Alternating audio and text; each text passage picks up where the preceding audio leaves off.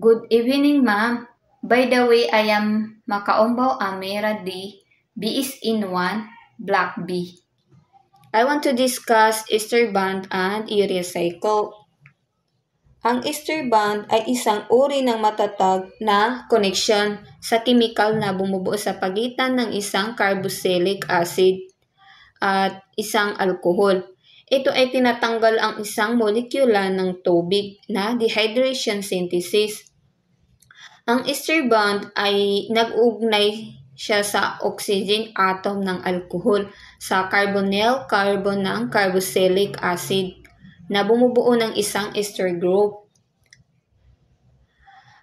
Ang urea cycle naman ay isang biochemical pathway na nagaganap sa atay. Ito ay responsible para sa pag-convert ng nakakalasong ammonia sa urea na ligtas na mailabas ng katawan.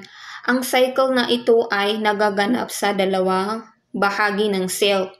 Ito ay mitochondrial matrix at sa cytoplasm.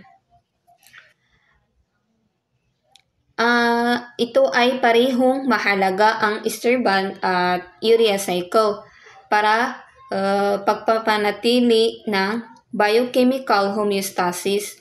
Ang ester bond sa pagpapanatili ng structural integrity at pag-iimbak ng enerhiya at ang urea cycle sa pagkontrol ng nitrogen waste.